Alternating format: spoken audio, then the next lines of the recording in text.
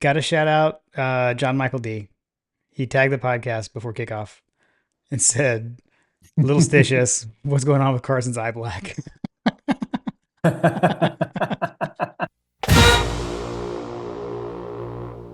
Welcome to My God a Podcast. I'm Jim Wood. In this episode, John Powell and I review Georgia's 34-20 win over the Florida Gators. We talk about our experiences on Saturday and what stood out to us during the game. As always, remember to check out the newly redesigned MyGottaPodcast.com to see our latest merch. And you can follow us on social media at MyGottaPodcast. Finally, if you need help with your website or your online presence, head over to workingwebmedia.com/dogs. Now, let's join the conversation in progress.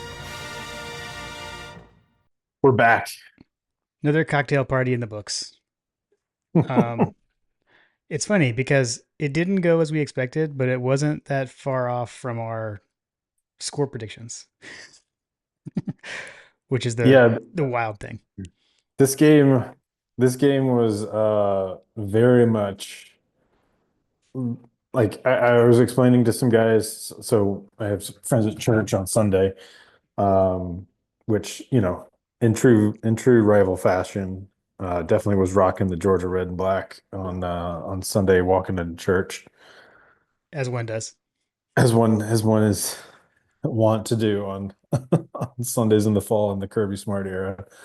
Um, I got a lot of questions from some folks like, oh yeah, Georgia didn't look so good. And I was like, yeah, definitely didn't look great, all that great. But before the podcast or before the game, we had all kind of basically predicted around that same kind of score line. Yeah. Yeah. And yet we're unhappy with it. I know. I know it was so weird. Like the whole game, the funny thing was I actually kept like my inner monologue was I was reminding myself like, we might be heading right towards around where we said this game was going to finish. And like you got Florida's point total. You said 38-20. I said 31-17. So if you kind of like average our Georgia scores is right there at 34. And then you had Florida's point total. Like If you Beck didn't throw one of those interceptions. one less pick, or I guess one less in the first half at least. Thankfully they didn't do anything with the pick in the second half, but yeah. I saw some Texas people were like, "You mean scoring off of Beck interceptions was an option?" Yeah. Nice. Nice. Yeah. I I don't know. I mean, like, I don't really know so much how to feel about it. Like, there's like on the one hand, it's like this. It's kind of like the standard is the standard kind of thing, and like we're spoiled, and so we expect to see these things. But the other side of it is 4 in a row over Florida for the first time since I can remember. Like the last time we did that, like I was The born, 80s. but I don't remember it.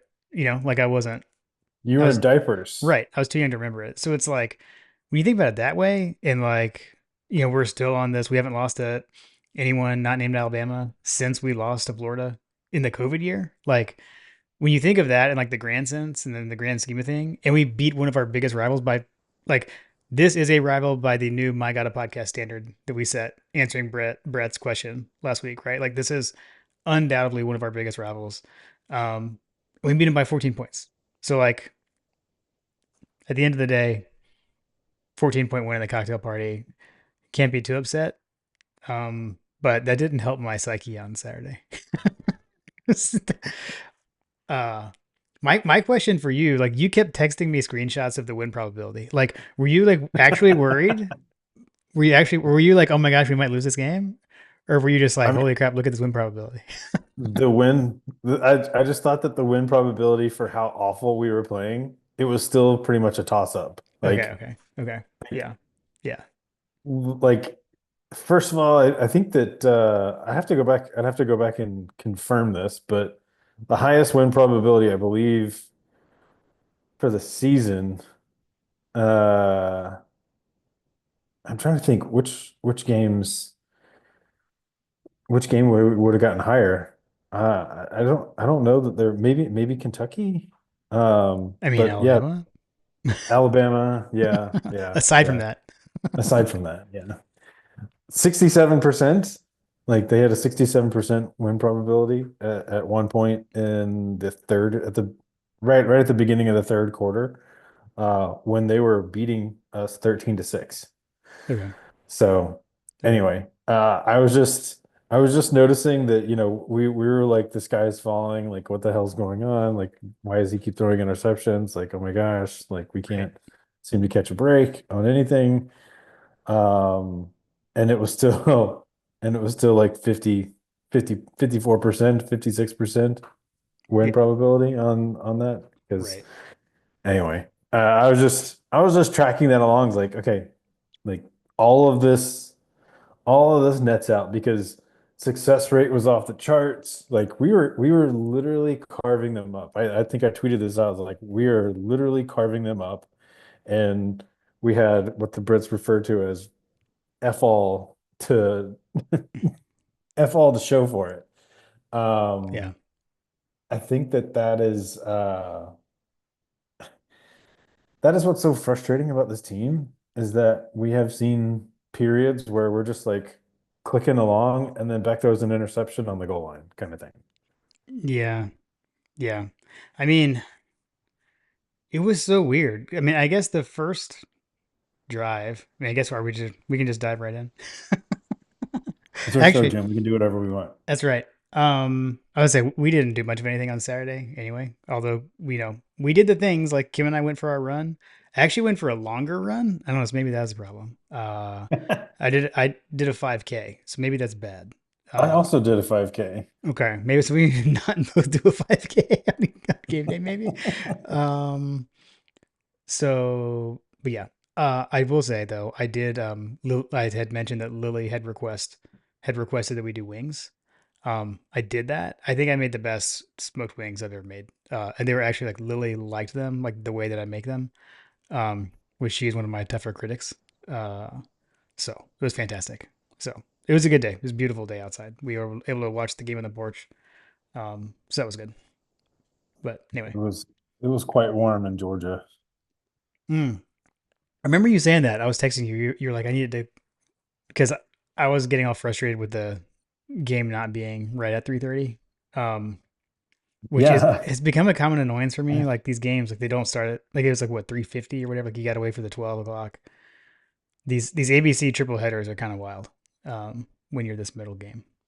Yeah, I'd have to say that it's definitely a downgrade from the CBS experience because Yeah, at least with the CBS experience, you were the lead in to a doubleheader or you were the show for them yeah, for the day. So if you yeah, had 3:30 kick, you had all of the pomp and circumstance for the pregame, the score, like whatever the CBS score center, show or whatever it is before the game. right. Um, they're they give you 100% airtime and you get all of the stories, you get all of the, you know, fodder that comes in the lead up to a game like this. Yeah, And yeah, on in our new in the new world with Disney, like more often than not, it seems like that we are just like inserted. yeah. And like when the game ends, they just cut it over to the next game. Like we didn't even get like any no post game interviews or anything. Like I feel like they just kind of it's just over. It's kind of weird. It is kind of weird. I It's like saw like they on to interviewed the Jay next. Holly Rowe interviewed Jalen Walker in the in the tunnel to on the way to the locker room or something, and I saw it like on Twitter later. I don't think that was on TV. I don't remember seeing it on TV. No, no, I don't remember seeing anything on TV. Yeah. So, anyways, sorry, off the rails. Yeah, I mean, it is part and parcel with this new contract setup and this new contract structure that we're Yeah. not the only game in town on the one channel. Right. Yeah. Yeah. It's very different. You you have to endure a blowout win. What was it, Miami and Mi- Duke or something? Miami and Duke. Yeah. Yeah, Yeah. Yeah. like so riveting. Right. Right. Yeah. But In then the old days, you'd be like, and if you want to see the rest of this game, we're gonna go to the real show now. yeah, exactly. Exactly. Um, okay. So I guess at any rate, got to shout out John Michael D. he tagged the podcast before kickoff and said, "Little stitious, what's going on with Carson's eye black?" So, I didn't see that, oh but yeah, oh yeah, man, he called it out before before the game even started. Um, so he's been all over that stuff. I'm trying to remember what the other one. Oh, the other one was like Kirby, whether he does or doesn't say "Go Dogs" pregame interview or whatever. I think he was the other one he called out to us. So, um, anyways, yeah, I like I legit was hoping he would go wash his face at halftime. Um, he didn't, and I guess he only threw he one tried to pick. in the post game. He tried to in the post game. You could still see the outline of it, which is like, I Yeah, made the joke that he had the travel ball eye black on, because that is like the thing that the kids do. yeah, They they could be playing at 7 at night, pitch black outside, and they'll have this like war paint on. Like, I'm like, Carter, you realize that's literally doing nothing for you. He's like, yeah, but it's cool, Dad. It's swag. yeah, yeah, yeah, I have a feeling that when he showed up in the locker room, Kirby was like, "What the hell is that kid?" It's yeah, like, yeah. "Leave him alone." I actually even think back to like the Mark Rick days because like he had stuff and like he wouldn't let them do a lot of stuff and guys would like sneak stuff in. I don't know. I don't know if like eye black falls under that category. Well, But you had ETN had like a shoot something or other, which was like a throwback to I think it was like a crawfish place in Louisiana or something like that. Um, it was a place like on like a gator hunters type thing. okay, that's what it was. That's what it Yeah, was. yeah. Yeah, Shoot 'em, I think is what it was. shoot him. Yeah. Yeah. Yeah, I hate that his I don't know whatever we want to call it, facing his old team. I'll just say it that way. Like I hated that he didn't really get to do much with the injury. Which you can I don't know. Coach Hayes put out the video. There was a video. I didn't catch it on the broadcast. I mean, I know he does his reviews like from the Skycam, so maybe it was just more shown on the Skycam and on the broadcast. But there was definitely a post play shenanigans going on in a scrum, and I don't know if Yeah. that was when he took the shot to the ribs or if it was separate. I'm not sure. Hopefully that wasn't it, but who knows? I don't think it was that one, but there Uh, definitely was some extracurricular activity. I think that yeah, hopefully the players and the coaches are picking up on that and having the guys, keep their heads on swivels, not only for themselves, but for their fellow man, their fellow teammates to I think the issue there was that no one noticed, and so he was just getting a free rein on a defenseless running back, key yeah, player. yeah, Um, definitely, that's in the vein of these rivalry games, man. You got the Nick Farrellys of the world, the Pouncey twins, like all that yeah. stuff. Right, right, Who right. was it that was trying to gouge out one of our players' eyes back in the day? Yeah, I can't. Was it It was Zamir Spikes? Wasn't it White, Brandon Spikes? Brandon Spikes. Yeah, that's It what it was was. Oh, yeah, it who's going was after just no Gurley Sean or something? No, Sean. Yeah, because it was basically like it was the year after the it was 2008, so the year after the everyone running on the field it was the year after yeah. that. Yeah, yeah. Um, but yeah, I mean you're right. Like that's the crazy thing about this team is it's like we still haven't seen a full game. They have not put together four quarters all year. They still managed to knock off Texas on the road, even without doing that. Like you said, I mean, we came out like actually looked pretty good. Like we looked good on that first drive. I mean, should have had a touchdown to Cash Jones on the first drive. Carson overthrew him. But he was open. He had a wheel route open for a touchdown. I think there was a check down underneath that probably gets a first down on that drive and it doesn't stall either. But then even after that, we get the ball right back, go right back down the field, and again should have had a touchdown. And that's the one where I know. So we stalled out, ended up kicking a field goal in the second offensive drive, and there was a point where you texted in our text thread like, "Oh my gosh, Cash Jones was wide open." Like there was definitely a play inside the inside the 20, if not inside the 10, where like Beck threw it to Delp kind of like underneath.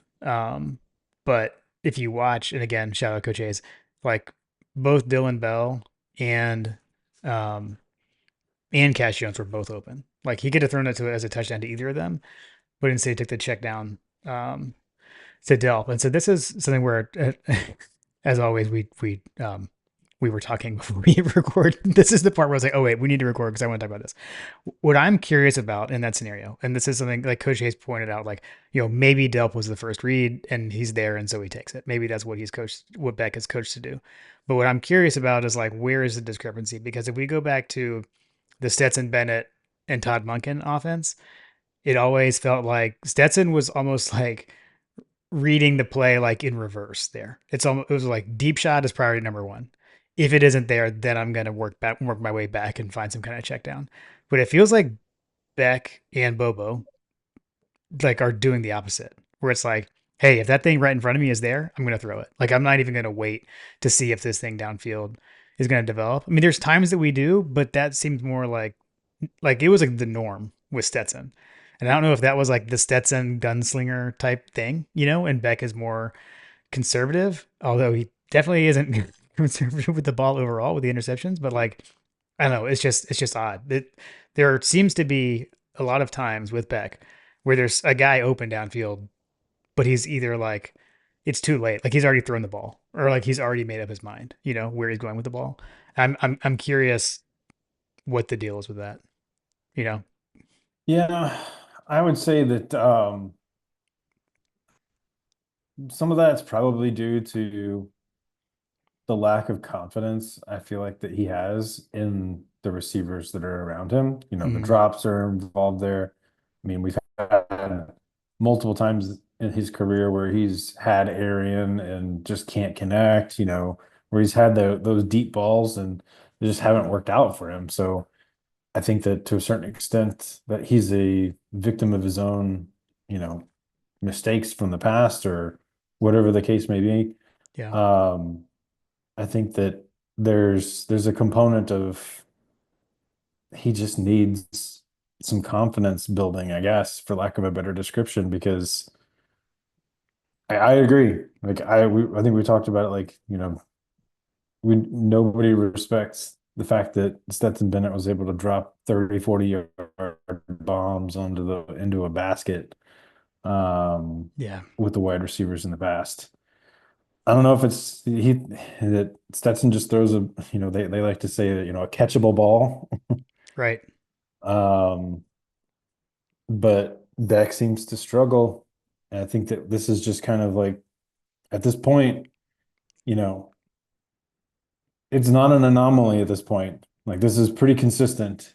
And we've now seen three consecutive SEC games where he's had multiple interceptions. I think John tweeted out something. He had like 8 interceptions in three back-to-back SEC games, and Georgia won all of them. In that, in games in the past and regimes in the past, like I hate to say it, like if this is a Mark Richt team, we lose that game. I don't disagree with you. But and that is just a stone cold like Kirby Smart's teams are just built different. Um, I think that by the end of the season, we will be able to say that we are 100% the most battle tested team in the country, both in terms of schedule strength and in terms of what we've endured on the road, what we've endured from a comeback mentality, what we've endured from a turnover perspective, what we've endured from an injury perspective. People talk about like, oh yeah, if our quarterback hadn't gone down, which there's an argument to be made that that may be true, but we were kicking their ass when he was in.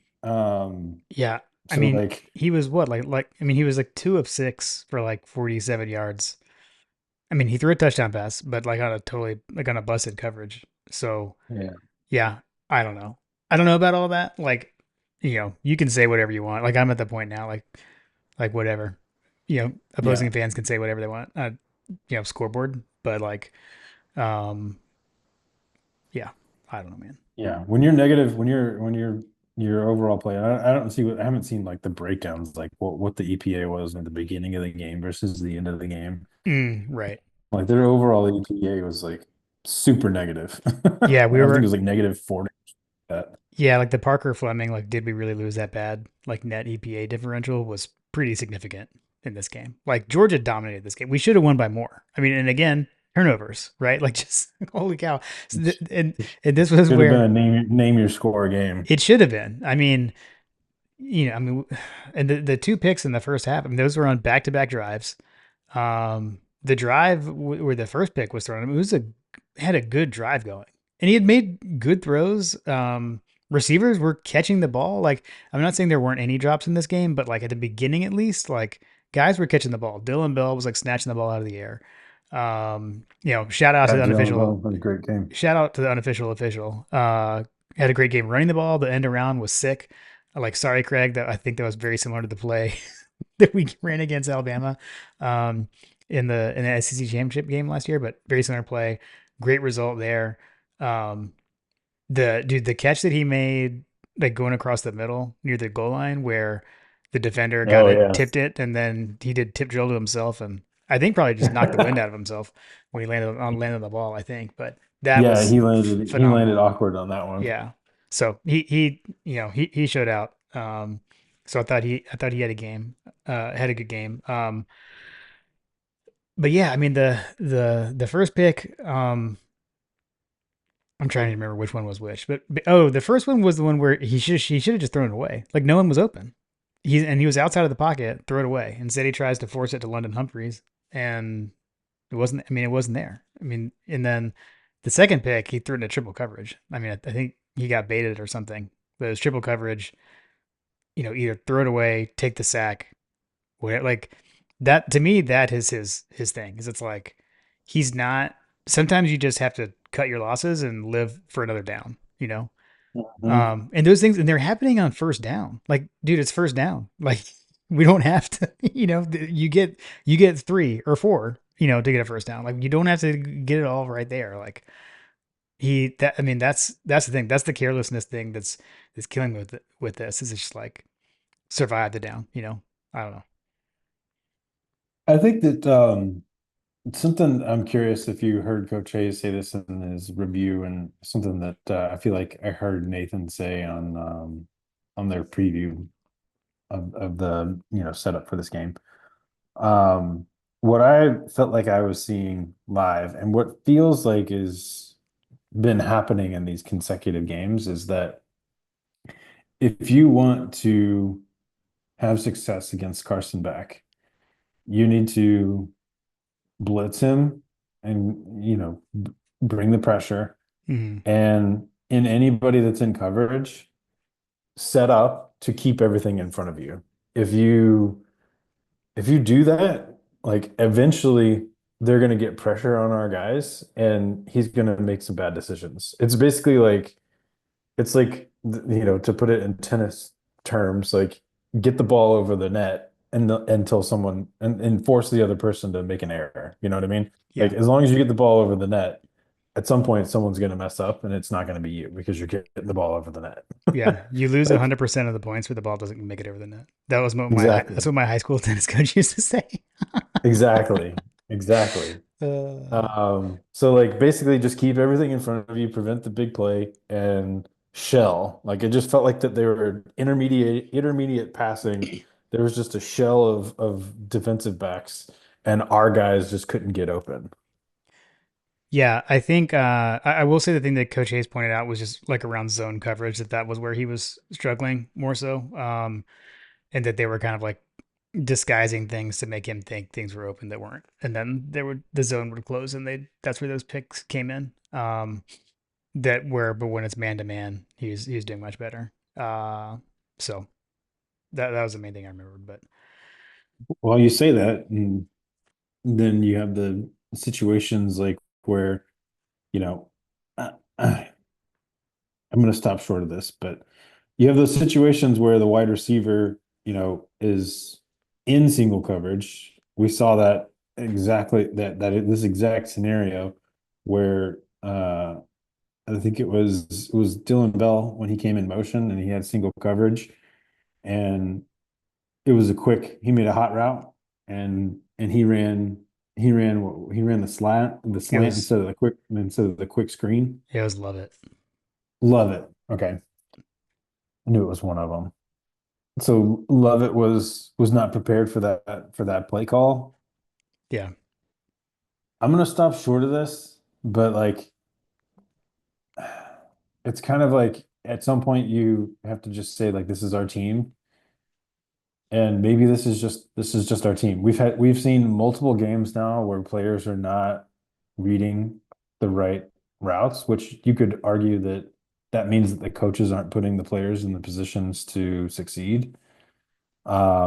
Where multiple people, multiple receivers are having these issues on calls at the line. Like yeah. at some point that's got to roll up to the offensive coordinator, and maybe Craig's like, "Oh my God, they're they're singing my song. They're singing my song right now." I mean, Uh, the I I I feel like the buck stops at the top and for the offense and those kind of like boneheaded dumb things. Sorry, Carter, that happen on the field have to at some point lay at the feet of either the wide receivers coach, which I definitely am of the opinion that there is a cooler situation going on with Coley coming into the fold, which is no shortage. It's not lost on me that that is happening. right, right. Um, but because we didn't have these issues last year. Um, so, and yes, we had the security blanket of Lad and we had the security blanket of Lad and Brock, but love it. I feel like played a lot better last year. Delp played a lot better last year. Um, there's a number of different things, and I'll say that you've got calls at the line, you've got players being in the right positions, you got players running the right routes, and then on top of that, like this happened multiple times, and it's something that I had text message coach about because I wanted to get someone that, knower of ball to advise on. But something that is really starting to frustrate me with the receiving core is when we do complete these long passes where there's a long deep pass and Carson does the hard part and gets the ball and they actually catch the they do the hard part and catch the ball. um, they just stop. Like all of their momentum stops and they try to change direction instead of just continuing to go either north and south or taking their momentum to a position that allows them to gain yak. Right. And I feel like that in the SEC in particular, when our players are running full speed and they completely stop, you're basically just dead. DOA, like just full stop. Like none of you are Lad McConkey where you can catch the ball and get acceleration like a Ferrari. I hate to say it, but like there's no like breakaway speed. Like it's like that old EA Sports commercial. That doesn't show my breakaway speed. I would I would argue Arian has it, but I get your point, and I know what you're talking about. I mean, even Arian has done it several times this season where I think he did it in this game where he stopped and I was trying to I juke someone out and just got tackled immediately. I know the play you're talking about. I 100% disagree with your assessment of that play. He made the right cut, and the guy he was going to get tackled. He actually got probably at least 10 extra yards by doing what he did, in my opinion. That Okay, was so that was the huge third down conversion on the go ahead touchdown drive in the uh, when it had been tied at 20. It was on that drive. But even yeah, if you are only going to gain a couple of more yards, I'd rather you gain a couple more yards than to either, number one, put that kind of stress on your ligaments and mm, potentially get tackled in a situation that's going to be an uncomfortable position, where you can get hurt, all those different things. But I just feel like that it's unnatural. It's just an unnatural yeah, thing, and the speed of the game is just so fast that what you're trying to do is like the percentages are that you just keep going, yeah, whether it be up a few yards out of bounds. Yeah, you're going to get tackled maybe, but the low percentage stopping in the middle of the field just seems super bad. yeah. I the back to the like not being on the same page with the hot route thing. Like we've seen the exact same thing happen in multiple games now with multiple receivers. That's what's killing me. Like Hmm. the one where Lovett didn't where he ran a slant instead of just the screen route, and you can see like it, Dylan Bill knew what to do. Like he looked at Lovett like, "What are you doing?" Like after the play, you can see Bell gesture at Lovett like what were you just doing? But that's the exact same thing that led to the interception against Alabama. Like I know we've seen it happen there, so it's just like we've seen it with multiple receivers, and that's where it's like I think about like managing or teaching, right? Like whose fault is it, kind of thing. Like what you were saying, like it's multiple receivers. We've seen it. Is Carson not getting the message there? But however, Dylan Bell got the message, but how did Lovett not? Like I'm not. I don't know. I don't know what to make of it other than something for the team to work on for sure. But I mean, this was coming out of a bye week. Like we had a bye week Mhm. to get ready for this.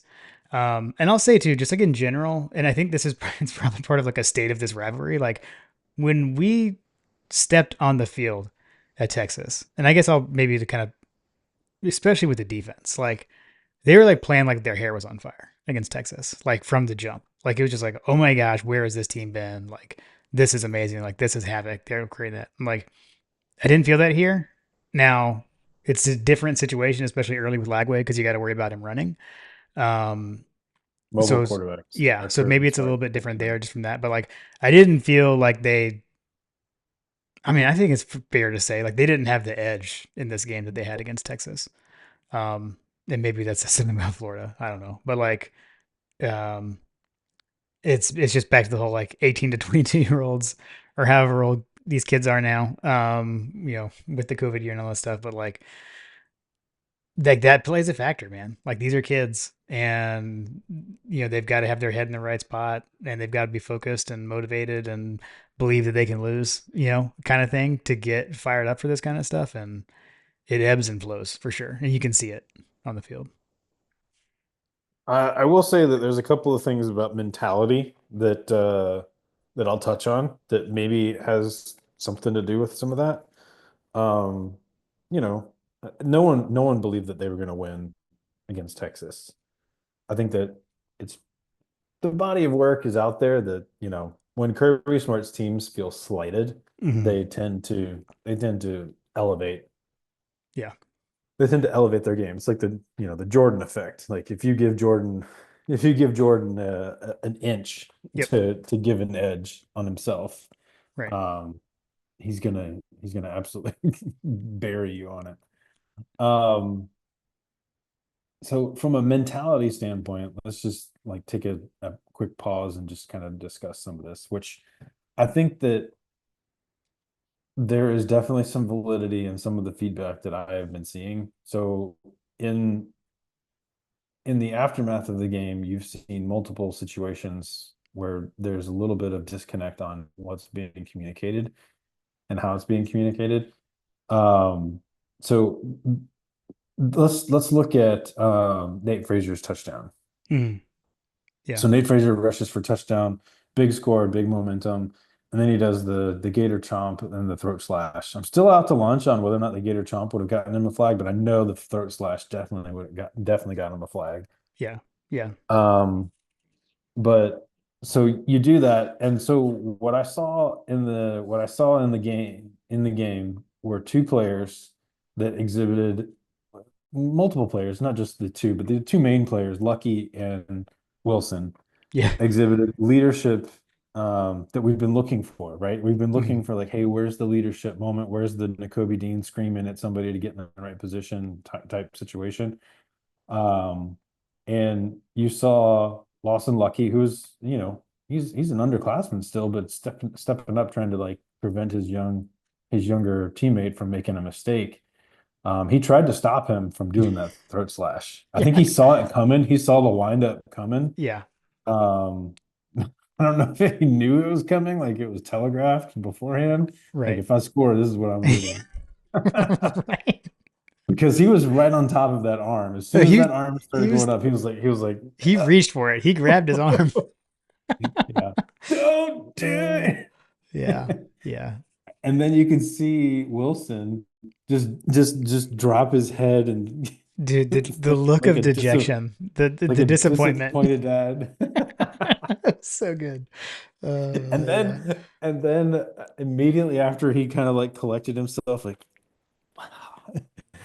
he immediately went over and was already in his face. He was like, dude, you like he's Yeah. like a big brother, like you're about to have to go outside and pick a switch kind of thing then he pointed over to the sideline. He's like, go over there and take your medicine. Yeah. It's it's coming. It's Yeah. coming. And then Uh, Kirby lost his mind on him. yeah. Um, Yeah. okay, so that's one scenario.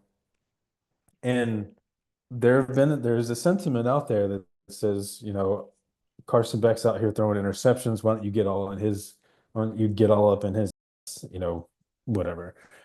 Um, like why is one player getting the hairdryer treatment? The hairdryer treatment is the term that they used to always call Sir Alex Ferguson for Manchester United. Shout out British Bulldog. We were talking about this. Like this, there's this like Gen Z like soft parenting approach. Like, oh, don't do that, don't do that. Like I'm guilty of it too. My wife is on that soft parenting like approach with some of our kids. And I sometimes will be like, get here. You gotta go. Like Yeah. they don't listen unless you yell at them. And I think that there's like the soft approach clearly is not working. And there was a couple of times, like I think that there was someone had mentioned, and I've seen it multiple places, not just when John mentioned that Carson Beck like did an eye roll on Kirby Smart. Yeah. I didn't see that, but I've heard that there were multiple mentions of that. But what I did see is that, I did see Kirby coming over and like, trying to get into people's faces and trying to get into people's attention, and they're not looking him in the eye when he's talking to them. That's not something that Stetson Bennett ever did. Like Stetson would often, you know, bar back and forth with him. Yeah. Um, Yeah. there's a mentality situation that is just disparate. You don't see Carson Beck being treated the same way. And I think that it's warranted at this point to maybe like lose your shit a little bit, Kirby. Because at some point, throwing three interceptions in a game is going to come back and kill us against a team like Texas A&M or Ohio State or whoever it is down in the playoffs. Like this is the kind of this is now is when you try to fix. He keeps talking about we want to be a team that slowly progresses. It doesn't feel like we're progressing in that regard when you have another game where the quarterback's throwing three interceptions in a game and you have multiple people not knowing what to do. Yeah. Can we just There's a mentality concern that I have, and that scares me a little bit. can we pause for a moment about the commentary that you just gave? And you're saying this, and it's like it's not like the way Stetson did it. We got SEC shorts saying the mailman's not walking through that door. Like, man, who would have thought in 2020? Like, I holy know. Well, cow. I mean, yeah, I mean, it could have been anybody. I feel like he did that with Fromm. Like, I feel Yeah. like he lost his mind on Fromm. Yeah. Yeah. Yeah. That's fair. He No. definitely lost his mind. He definitely lost his mind on Mathis. Right. Right. Yeah. Well, now all I can think of is that one time where he was trying to say something to Mathis and he clearly didn't like the answer, and he got that like that look on his face and sent him in. So that was a great gif. That was a great early gif. But yeah, I'm with you, man. I'm with you. Well, maybe we'll talk about this. I think we'll probably have questions about that for the next episode. What to make of all that? What else? I guess only other things on or another thing on the offense. I thought it was funny. There was a moment when Cash Jones on his touchdown catch, which by the way, the run after the catch was amazing. Like breaking tackles, carrying guys in the end zone. So it was like shades of Olandis Gary in '97, like carrying guys into the end zone. Um, but after that, Chris Fowler on the call said something to the effect of like, if you look at the running back room preseason, you would not have expected to see like Cash Jones being a guy to make a huge play in the cocktail party. Um, that's what he said like right when that happened, and then it's like I saw that today, like rewatching. I was watching a highlight package and I saw that, and I was like, man, like I feel like Dwight Phillips Jr. was like, hold my beer, like I'm gonna score later. When he scored, I was like, who was 20? like when we handed the ball off to him. I think a lot of people were. Yeah, yeah. So I think that I think Graham mentioned this or something. Like they basically said that I guess the coaching staff wanted to confirm with Kirby that he was even going to be coming to the game. Hmm. And when Kirby said yes, he was coming and that he was going to dress, the offensive staff put in a package specifically for him. Yeah, yeah. I Um, think that was said and on the it, broadcast, actually. I yeah, and think. it worked, and it worked, and it worked to perfection, right? Yeah, yeah. What what gives me hope, promise for the future at the running back position, because I think that there are definitely a lot of questions that are going to be asked about who's going to take the mantle moving forward. Because Hmm. frankly, you know, fair, not fair, whatever, Branson like literally can't stay healthy. Um, Rod Robinson, same thing. Like someone's got to step up. Etienne's not going to be around, forever. Yeah, So like having seen him, and maybe he's not going to be like that every down back because he doesn't seem like he's very big, but um, what gave me a lot of like excitement was how the team responded to him scoring. yeah, yeah, It showed me that the team really rallies around him and that he's got the locker room kind of thing. yeah, And when we're talking about under the umbrella of the mentality that goes into all this game with, a lot of it being mental. If you've got a guy that's on the field that's feeling himself and feeling good, has a team behind him supporting him, like that everybody was like peanut, peanut, yeah. peanut. Like Right. I Yeah. thought that was great. I thought that that was great. Like it just shows that they trust him and that he's. I don't know. I'm excited. I'm super. That made me super excited for what his future might entail in the red and black. Yeah. Yeah. I agree. I agree. Mm. How about Delp made a big catch in the Yeah. game. Yeah. I mean, yeah. Telt made a big catch. Lucky made a big catch down the sideline. Um, we would love to see Delp kind of back to form of. I mean, frankly, like last year, like I feel like he.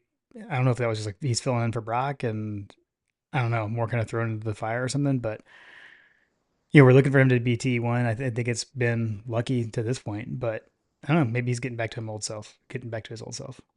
So yeah, would Yeah, love to there's see that. definitely that's definitely good. Offensive line, Tate Ratledge jumping in. Yeah, return I of haven't seen return of Tate. what who got hurt? Michael He Morris, came I think. back. He was the He one, came back. yeah, Okay. because like Tate, and then they kind of like rotated for the game. Like Tate actually came when he went back in. Tate was back out for a while, but he was back in later in the game. I know he came back in eventually, kind of Okay. rotated. So That makes me feel better about the offensive line situation. I thought the offensive line performed, I think Stacy should be proud of his work there. yeah, I thought they played Um, pretty well. I can, we're on speaking privilege. We're on speaking terms right now. Unlike Um, James Coley. Unlike James. yeah, yeah, Coley is yeah, That's there's okay. something stinks in that wide receiver room. There's way too much talent for what's being thrown out on the field right now. Yeah.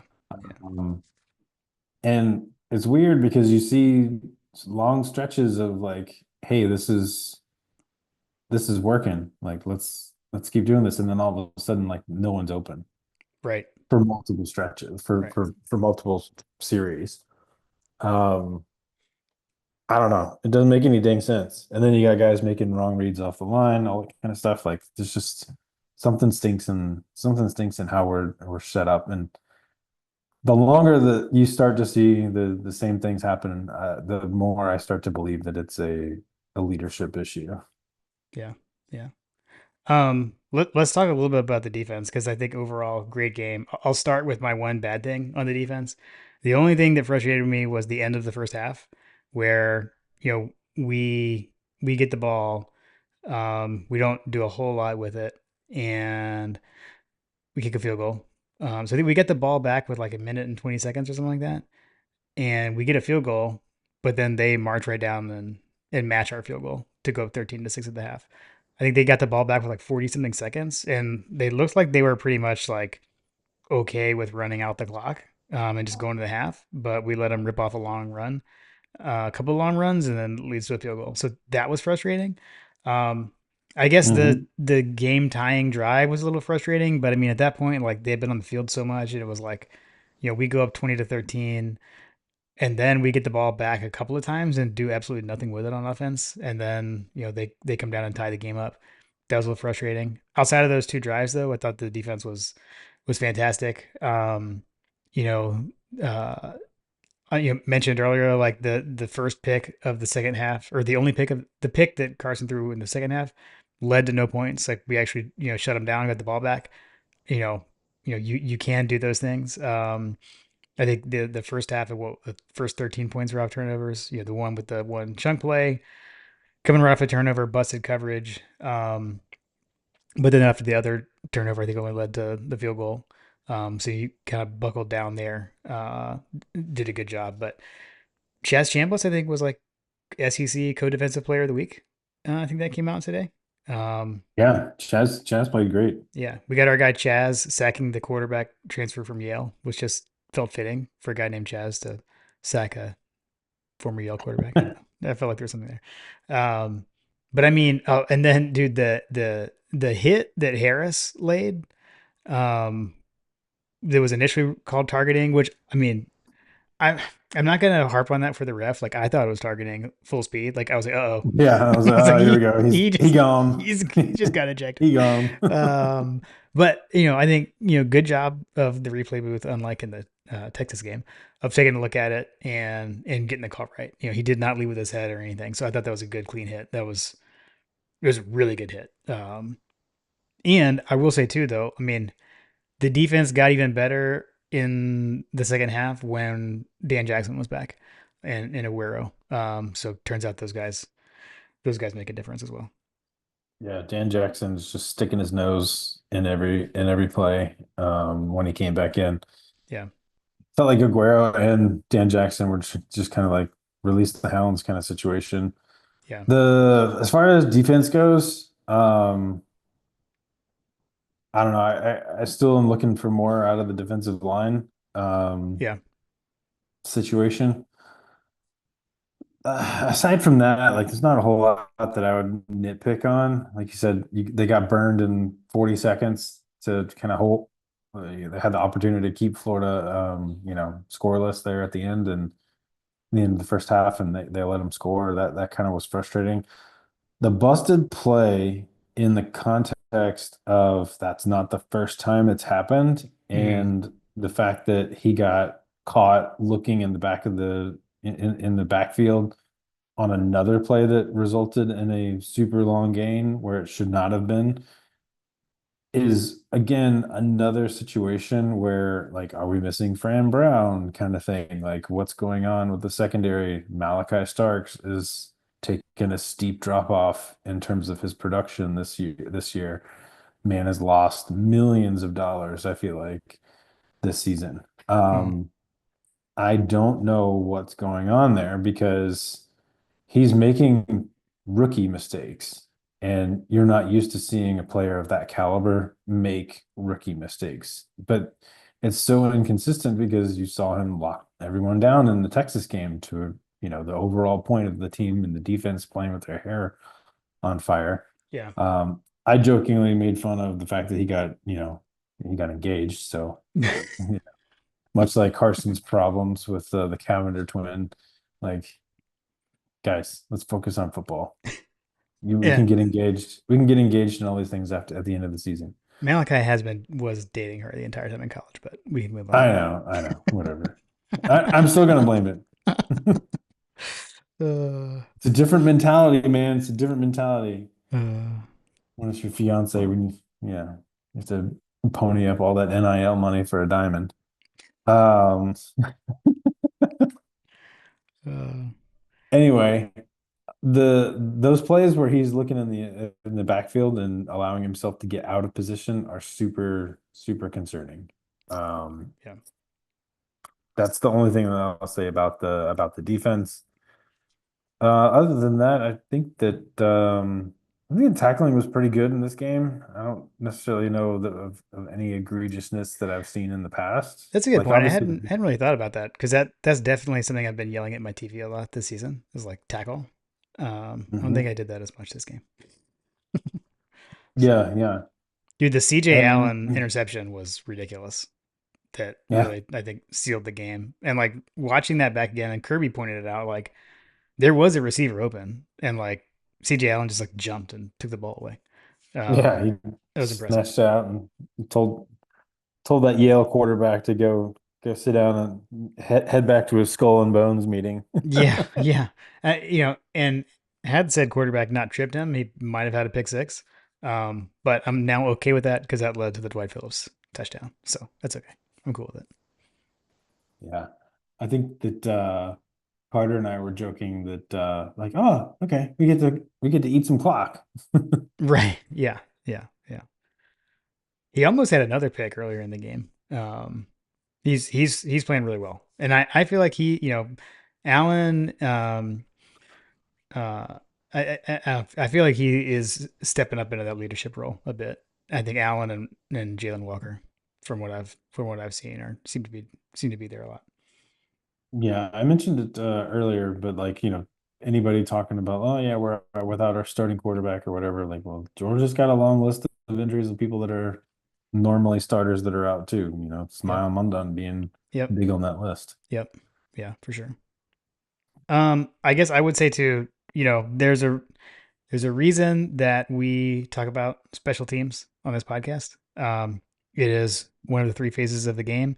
And man, that botched field goal snap by Florida was a huge play, a huge, pre game turning point type thing that happened. And but on our side, I guess two things. One, I think we did miss Anthony Evans at punt return. I mean, Starks I think did fine, but I think there was a few where I think Evans would have returned that Starks fair caught. But it's not his usual thing. Not going to be too hard on that.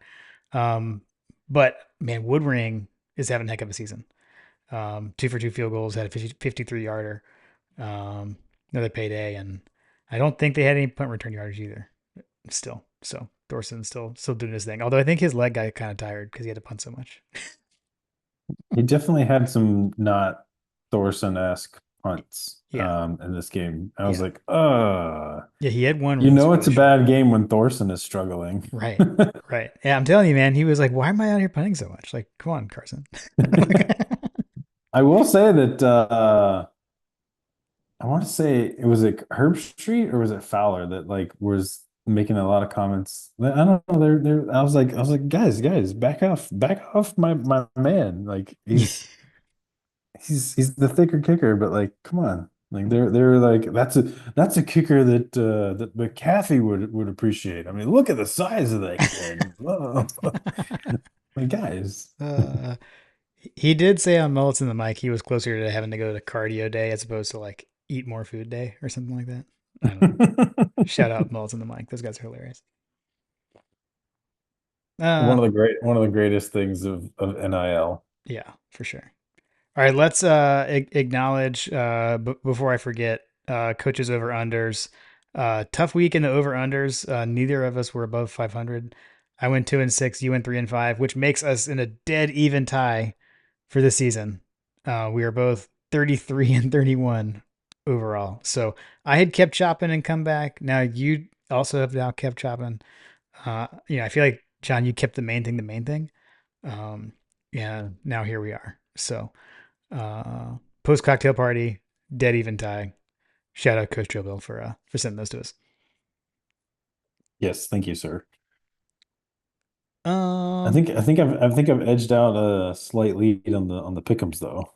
Oh, good point. Yes, Pickums. You've got like a 2 game lead on me overall on the Pick'em games. So, That trap which, game in South Carolina. dude, man, yeah. Hey, I mean, felt like that line stunk, and then also we felt like the Auburn Vanderbilt line was fishy. So I think I know I took Vanderbilt. Did we both take Vanderbilt? I don't know. We both got one game wrong. I think there was a little difference there, but Yeah, that was fun. There was I had I watched a good amount of decent amount of football on Saturday, but Mhm. Yeah, there was a lot of football. There was a lot of football to be watched. I do always enjoy seeing the post game cocktail party, the players all jumping into the stands and hanging out with the fans. I saw what felt like Carson hesitating on whether or not he was going to run and jump into the Yeah, stands. yeah, I was like, is he thinking like that someone's not, someone's going to give him an earful? Like, what's going on? right, right, yeah. I did see like, I don't know. I don't know if this was on purpose or what, but I'll say shout out to my man Lucky. He strategically picked the spot that he jumped into the crowd, Mhm. where he was literally surrounded by beautiful women, and then some of the other players were surrounded by a bunch of dudes. Like, I don't know. Well played, young man. The college, the force is strong with that one. He's like, I think I'm gonna jump here, not so much over here. I'm gonna jump in here. Uh, Yeah. yeah, I mean, it's the cocktail party. I Kirby does not like these guys. You know that I think that fuels him. Um, I mean, I kept trying to think of like, what does this game tell us, and where are we going, and all this kind of stuff. But I just don't know. Like rivalry game, we won it by 14 points. I have to say it. I have to say it because I was thinking it during the game. First of all, did you change clothes or did you change anything like Good question. in the Fair midst of question. that game? I did. What did I do? Okay, so there was two things I did. So we were outside, right? And there I told you like there was like a little bit of a cross breeze on our porch, right? So I was in a t-shirt and shorts and I got kind of chilly. So there's actually a point where I went inside and I grabbed a jacket, like a very lightweight jacket, and I put that on. And then I'm like full disclosure, I did that before Carson had thrown any picks. So then like the interceptions started happening, everything, and then it was like halftime, and like it was all over Twitter, right? Everyone's like, "All right, everyone, go change," like blah blah, do all this stuff, and I was kind of like, I'm naked. right, yeah, I was like, yeah, people were like, yeah, don't worry, like nothing's on. So I did go. I basically switched from having the jacket on to having on long pants. So like I put the jacket away in the closet, and I went and I swapped out my shorts for like some Georgia sweatpants or whatever. So that was the only wardrobe change that I did. So. I realized that my FTMF hat, I wasn't actually wearing it, so I put it on for the second half. Mm. Um, I also realized that I didn't have a bourbon, so I started drinking bourbon in the second half. Okay. Okay. I I don't. was I was I was strictly on beer. I was drinking beer, but that's what I drink. When I'm at home, I don't drink bourbon during games. I don't. I had the classic city lager, so that was normal. That was nothing different. So, in fact, I actually like. I think Kim and I had a cocktail before the Alabama game. So I was like, no more, sticking to beer. But it's a uh, cocktail party. It's I know that totally was the other thing. I the definitely hall crossed my mind. pass. Crossed my mind. Almost did it. Thought about it, but stuck with the classic city lager because I had some. So. Yeah. But yeah, so Oh that was all that man. I did. That was the only changing I did. Okay. I had to cover off on that. I think that was important to note on, how you approach the game, like totally impacts how the teenagers play. I know my sister texted me like at some point, like when we got one of the picks late or we got the pick late or something, and she's like, I just put my fleece on and that caused that interception or whatever. It's like, Yes. so The answer is yes. yeah, it works. It works. Uh, well, yeah, Oh man. I tell you what, man, this college football is drunk, man. College this season is, I think someone said it earlier, like this season has like 2007 vibes on it. yeah, yeah. I I've been saying definitely that. I definitely think that is starting to, come home to roost. Like I think that was it John that sent the Yeah, he said that today. the text thread, he said the text thread, the tiebreaker scenarios, like where, you know, Georgia loses one game or something like that, and like it was like this doomsday scenario where like everybody would have two losses and all the tiebreakers would basically like be a wash. And now we're like talking about, oh shoot, like we were joking about like what are the tiebreakers for the for the SEC, and it could potentially come down to it legit has a very, very strong opportunity to end in a coin toss. There is a scenario that's not in the the craziest thing that would need to happen would be um Florida beating Texas this week. So that's I think the most far fetched thing, but there is a possibility you could have 8 teams tied for first in the SEC. Alabama, Georgia, LSU, Missouri, Ole Miss, Tennessee, Texas, and Texas A&M could finish in an Is that eight-way a tie at 6-2. is that a doomsday scenario, or is it a like Mick drop SEC?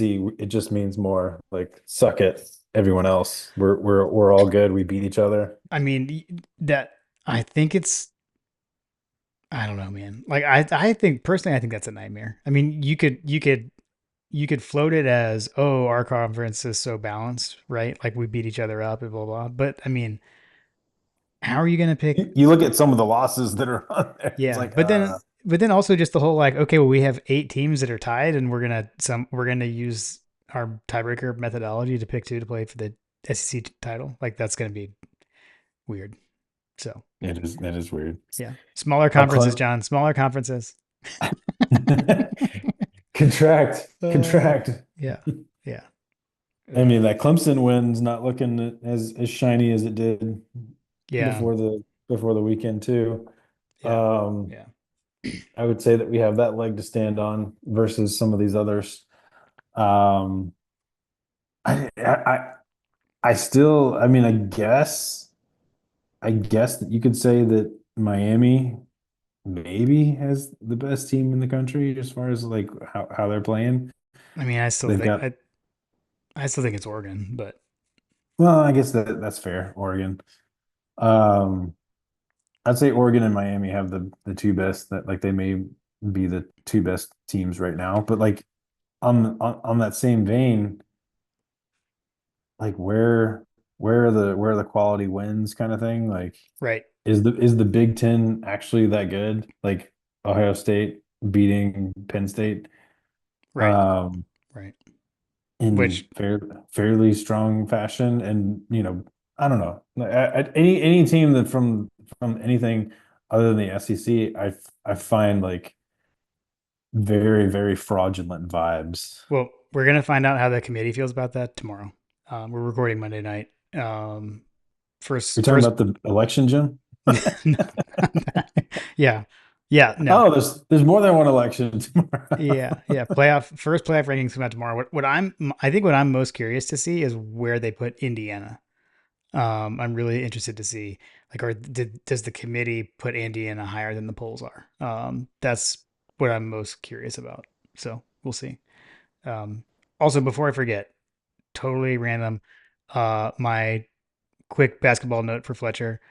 Georgia won the season opener tonight, 83-78 over Tennessee Tech, and freshman Asa Newell tied Dominique Wilkins for the most points in a freshman debut in Georgia basketball history. So shout out Asa Newell. So couldn't finish before saying that. Sorry, I It looked forgot. like a fun time based on the pictures I saw too. Yeah, yeah. I got to watch most of the game on the SEC What Network time? Plus or whatever. What time was it on? Because I feel like I was either. 7:30. I think. Yeah, I was about to Well, say. it started a little late, but it started a little late because there was a doubleheader. The women's team they had a basketball doubleheader tonight, so they had to start like Got it. X minutes after the women's I game ended. was. I was neck deep in a child's activity with I had to take my youngest to the Publix for they had like some kind of math like scavenger hunt situation, Hmm. which was kind of weird, but we ended up having a date night there, which by the way, I'm going to talk about this right now. I was did you know that Publix had a Thanksgiving sandwich? No, like in the pub subs. Yes. Did you know that they had a Is it Thanksgiving like it's sandwich? like a seasonal thing? So no, I didn't know. Is it a Yeah. seasonal thing? Yeah, it's actually on sale right now. If you want a full sub. Okay. Um, so what it is this is my off the rails commentary, but Yeah, yeah. So we were there. I said, "Hey, Camden, let's have a date night. We can do, we can eat and kind of hang out, listen to music in the car, kind of thing, after we do your math event thing." She's like, "Yeah, let's do that." Pub subs. And then when we got there to order the subs, I had totally had my, normal order ready to go, and I saw the sign for Thanksgiving, like holiday sandwich, and I was like, "Oh." That sounds that sounds amazing. So I asked a couple of the workers, which, when I see something like that, I'm like, hey, is this good? And then they're like, yeah, like it's really good. Okay. So Nice. so what it is I used the white bread. I'm a big like Publix white bread fan. I know that's not a popular opinion, I guess. I don't know. Um I feel like that the memes lately are that the bread is dry, but so I use white bread, oven gold, Boar said oven gold turkey. And on the bread they do mayonnaise. I don't do mayonnaise, I do oil. A little bit of oil on the bread. And then they have the cranberry relish that they sell in the Publix deli. Do you know what I'm talking about? Yeah, It's yeah. like orange, it's like an orange cranberry relish situation that they put on the bread. So they do that. And then they put the turkey on, and then they do the Gruyere cheese, and then they do bacon, and then they toast it. You toast it, and then do your toppings. I just did lettuce. Trying to keep it as pure. Actually, I did spinach. I'm trying to get a little bit more green. I did spinach on the sub, a little salt and pepper, and dude, it was phenomenal. I That sounds was good. I was thoroughly impressed. I did not even know this was the thing, but it's been around at least since 2020 because I Interesting. had to go back and look at like wait, I never even knew that this was an option. Right. Never. Yeah, I've never noticed that. As Well, a former Publix employee, I applaud whoever put that together because I never would have thought about it. nice. I have to get that. Next time I get a pub sub, or we'll have to get some before Thanksgiving, I guess. I I'll have to give it a shot. definitely I definitely recommend it because it definitely was a game changer. I told Carter all about it and he goes, "Dude, that sounds amazing." Nice. Nice. Sweet. Although Carter doesn't like cheese, so whatever. Sorry, Carter. Got to deal with it. All right, man. Well, it was like I said, man. I don't know. I'm just going with 14 point, two touchdown rivalry game win, and I'm gonna have to lean on the coaches to help figure some stuff out because we got the we're heading into we've got a gauntlet here these next 2 weeks, so Yeah, is it a gauntlet? I don't know. Whatever. I we can know talk about that that. if I feel like it's not. Yeah, we can talk about that. What I will say, dear Georgia fan, is something that we all kind of talked about on the various text threads, but there's been a lot of calls. Like, I guess the joke was that Carson Beck has arrived because everyone's calling for someone else to play quarterback. Hmm. Amongst those people that was questioning, like maybe we should throw someone else out there because this just ain't working out, like the interceptions. But there's a reason why Carson Beck is throwing the ball under center for the Yep. University of Georgia. I think that is not lost on me. And what also is not lost on me, and is probably where we should all just like camp out in for the remainder of the season, that this is just our team. Like we're resilient. Like resiliency is one of the pillars, right? Like we're Hmm. we're a resilient team. We're a very talented team. We have the best coach in the country, bar none, and he is very quickly becoming one of the best coaches ever in this sport because we are an undefeated team against anybody not named Alabama Yeah. for 4 years. Yeah. Yeah. And there's a reason why he's got Carson Beck in the position that he's in. You don't get to that level without, knowing what you're doing. So trust that Carson Beck is the quarterback that gives us the best opportunity to win. And we should just all get used to that. Because I don't know that we're ever going to see anybody else. under center unless, we don't throw interceptions and decide that we're going to blow someone out 50-0. I mean, maybe we'll see Gunnar Stockton and maybe see Jaden Rashada. Yeah. Um, but yeah, in Kirby we trust is ultimately the battle cry right now. Yeah. Agreed. Well said, man. Well said. I think And I and needed that too. and go dogs. Go dogs.